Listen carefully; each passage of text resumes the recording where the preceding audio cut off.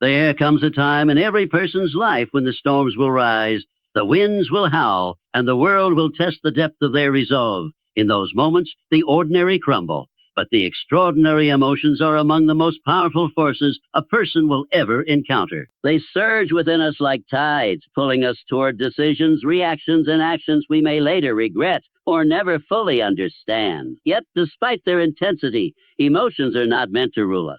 They are not kings to be obeyed without question. They are tools, nothing more, nothing less. Like a hammer in the hands of a builder, they can shape or destroy, depending on how they are used.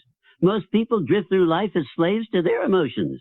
They allow their moods to dictate their efforts, their fears to dictate their risks, and their anger to dictate their words. If the morning feels wrong, the whole day is thrown away. If someone offends them, they lose control. If failure knocks, despair takes over. This is not how the successful live. This is not how the disciplined rise. This is how the masses fall, by mistaking a signal for a sentence, by letting a moment of emotion override a lifetime of potential. A person must learn to step back and look at emotion with the same cold analysis they would apply to a machine.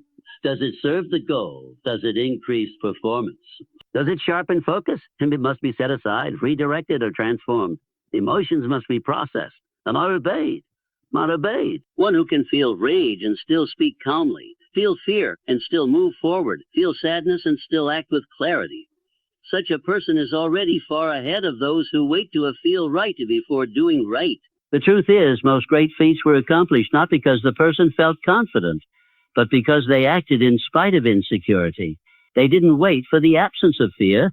They used fear as a signal to prepare better, train harder, and move smarter. Emotion warned them of danger, but they chose their response. Emotion served its role as a tool, not a tyrant. Consider how emotion can amplify power when used correctly. Determination, when born from frustration, can drive someone to break boundaries. Compassion, when channeled, can unite people in a common mission. Even anger, when understood, can reveal injustice that must be corrected. But these emotions must be guided by vision. Just as fire cooks food or burns down a house depending on its containment, emotions must be harnessed and steered by the mind. To live a life dictated by emotion is to build a castle on waves. Nothing is stable. Every decision becomes reactive. Every plan is subject to collapse under the weight of mood swings. But when emotion is treated as a signal, a message, not a command, clarity returns. You can feel without being ruled. You can acknowledge the storm without becoming. You can grieve and still lead, doubt and still act, rage and still build. The ability to observe an emotion, question its usefulness, and choose your action anyway. That is the power that separates leaders from followers, creators from critics, achievers from excuse makers. Emotional mastery is not repression. It is awareness followed by choice. It is the art of saying, yes, I feel this, but I choose that. But in that single moment of choosing, everything begins to change. Composure is not the absence of emotion. It is the disciplined management of it. In the midst of confusion, uncertainty, or even crisis, the one who remains calm becomes the center of gravity. People instinctively look to the composed. They trust them, follow them, and draw strength from them. Why? Because composure suggests control. It signals that someone has mastered not just the situation, but themselves. The world constantly throws challenges at you, unexpected losses, criticism, betrayal, failure. These moments are not just tests of your plans. They are tests of your presence. The average person reacts. They explode, they panic, they blame. Their inner state is tied to the external world. When the world is at peace, so are they. But when the world turns hostile, they fall apart. The strong do the opposite. They walk through fire without flinching. They hold their tone steady when others scream. They pause when others rush. Their strength lies not in force, but in their refusal to be shaken. When you are composed, you are in control, not just of yourself, but often of the entire room. You begin to lead not through title, but through presence. There is something almost magnetic about a person who, in the face of turmoil, does not waver. Others feel it. They begin to calm down just by being near it. This is one of the quiet powers of leadership. You don't always have to shout to lead. Sometimes you lead simply by being the only one who isn't flustered, the only one who sees clearly while others are clouded by emotion. Composure does not mean you are numb. It means you have trained yourself to act from purpose rather than panic. to weigh your words before speaking, to take the full view of a situation before reacting. It is a discipline forged in daily decisions, choosing patience over provocation, clarity over confusion, stillness over impulse. And like all disciplines, the more it is practiced, the more it becomes second nature. A composed mind makes better decisions. When you are calm, you see opportunities others miss. You hear the words others are too distracted to catch. You calculate risks without being blinded by pressure. You conserve energy while others waste it in emotional outbursts. This edge compounds over time. One composed decision leads to another, and suddenly you've built a life of stability, influence, and power, while others are still swinging wildly at shadows. Think of the most powerful individuals throughout history, or even those you admire in your own life. Chances are they all share this quality. They don't lose themselves in noise. They remain poised under pressure. When others would have cracked, they held steady. This is not a gift. It is a skill, a choice, a mindset, and it can be developed. Composure is power because it keeps your energy focused. It turns chaos into clarity. It transforms panic into presence. It separates those who are consumed by life from those who command it. And in every room, in every crisis, in every moment of rising tension, the person who holds their composure becomes the one others instinctively look to, not because they are the loudest, but because they are the stillest.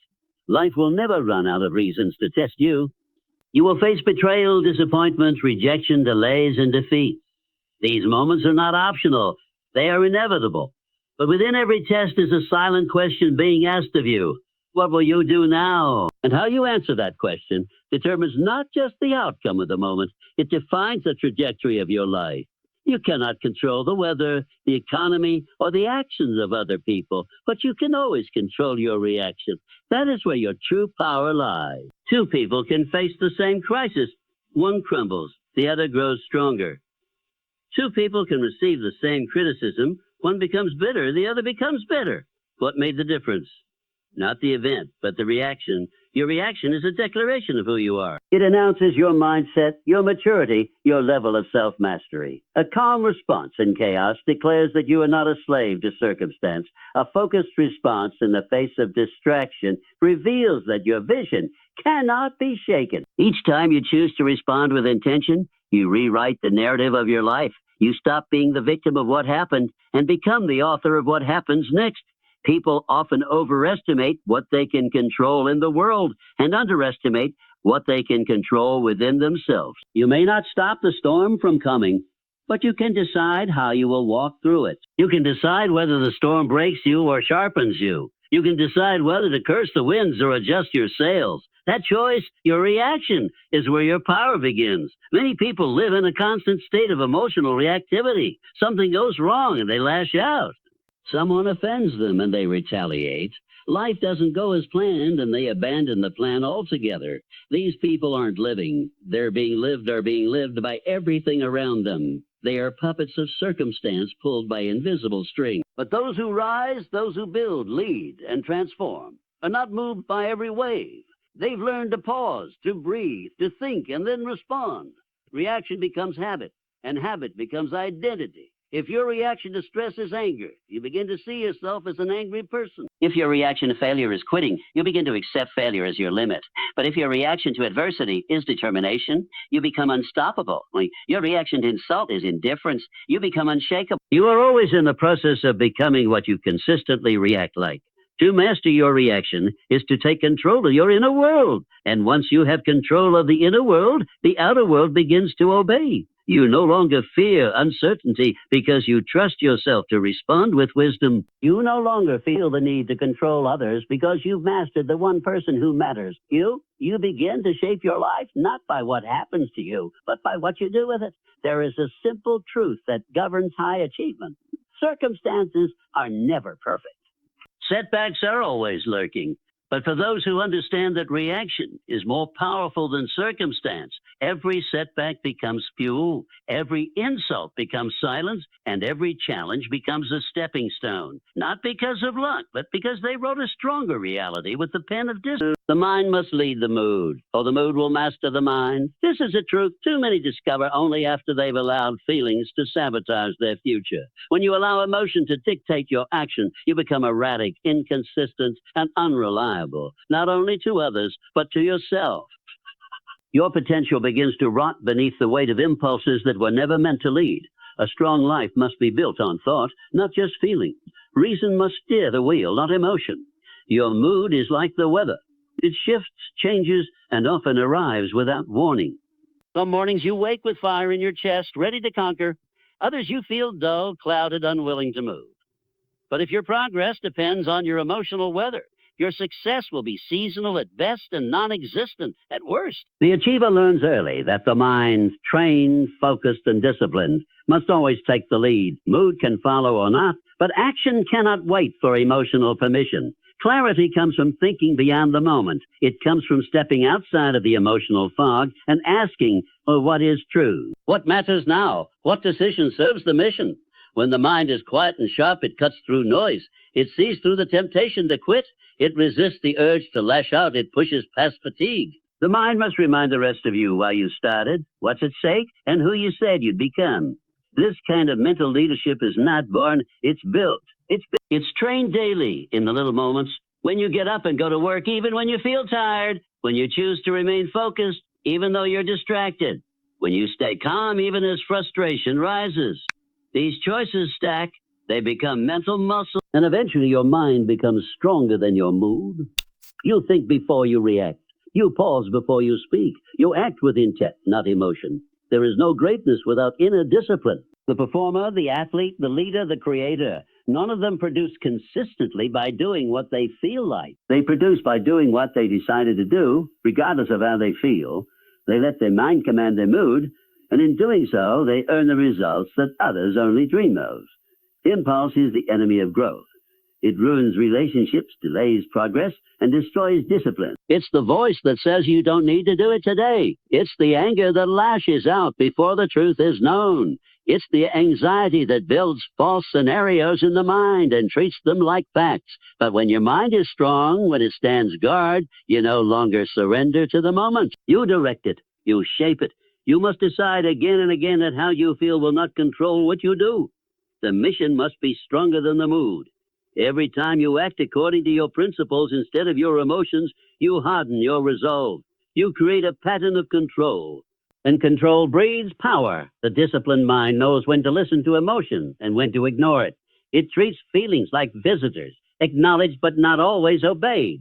Because in the end, you don't rise because you felt like rising. You rise because your mind said, hey, we're getting up. And you listened. Every trial is a training ground. Every setback, every delay, every disappointment. These are not punishments. They are preparation. Life is not trying to stop you. It is trying to strengthen you.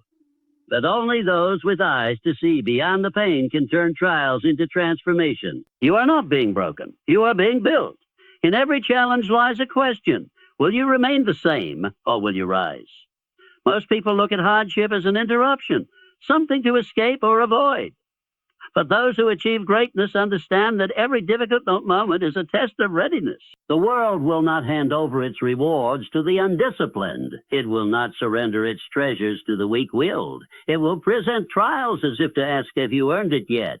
And if your answer is hesitation, self-pity, or retreat, you failed the lesson. Hardship is not an enemy. It is a forge. It is there to temper you, to harden you, to expose your weaknesses and turn them into strengths. But this transformation does not happen automatically. It happens only when you meet the trial with the right attitude. Complaining will do nothing. Blaming others will do nothing. But discipline in thought, in action, in reaction, will turn even the harshest lesson into fuel. When everything goes wrong and you still choose to move forward, your will grows sharper. When you're tired, frustrated, and misunderstood, and still you don't quit, you are strengthening your mental armor. Every time you resist the urge to respond emotionally, every time you keep your word when it's inconvenient, every time you stand tall when everything pushes you to fall, you're training. No one becomes powerful without resistance. Muscles are built under pressure. Character is built in adversity. There is no shortcut. The days when it's hardest to stay focused are the days that matter most. the situations that test your patience, your clarity, your commitment. Those are the moments that separate those who talk from those who are. You must begin to welcome trials, not because they feel good, but because of what they produce. A life without difficulty creates softness, and softness cannot stand the weight of real responsibility. If you want to lead, if you want to build, if you want to last, you must be forged in the fire. Not once, but over and over, until pressure no longer shakes you, until setbacks no longer scare you, until discomfort becomes your signal to grow, not your excuse to retreat. Every trial gives you a choice. Rise above or fall behind. You can let it defeat you, or you can let it define you. You can become bitter, or you can become better. The difference is not in the trial, it's in your training. And training begins the moment you stop asking, why is this happening to me? And start asking, what is this trying to teach me? Each difficulty is an invitation to elevate, to develop restraint when it's easier to react, to build consistency when motivation is gone, to create progress even when the path is unclear. These are the moments when the real work is done, not the visible work, but the invisible work of the will. That is where greatness begins, inside you, unseen, in the heat of a trial you chose to endure instead of escape. Acting calm is not just a personal virtue, it is a strategic advantage. In a world where most people broadcast every irritation, every fear, every insecurity, the one who remains composed becomes a mystery, and mystery holds power. When you appear unaffected, even if the storm is raging inside, you seize the upper hand. You shift the energy in the room. You become the one who commands, not the one who reacts. People instinctively respect what they can't rattle. They lean toward the one who stands still when others are shaking. They listen more carefully to the one who doesn't need to shout to be heard. Calmness radiates authority. It suggests that you have seen worse and endured more, that you are not new to pressure and not easy to move. And this presence alone begins to influence the behavior of others. Those who intended to provoke you begin to hesitate. Those who doubted you begin to second-guess their doubt. Your calmness is not about suppressing emotion. It's about rising above it. It's about refusing to give others the satisfaction of seeing you unravel. The moment you show desperation, you give away leverage. The moment you explode in anger, you lose clarity. But when you remain poised, when your face betrays nothing, when your tone remains steady, you gain ground without moving. You shift the battlefield without speaking, Enemies are loudest when they believe they can get a reaction.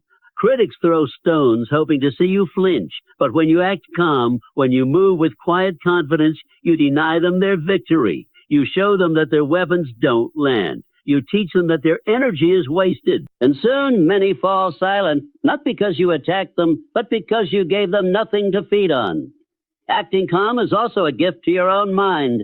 It protects your focus. It keeps you anchored in reason. The body follows the mind, and when you act calm, even if you don't feel it at first, the mind begins to slow down. Your breathing evens out. Your thoughts clear. And what once felt like chaos becomes manageable.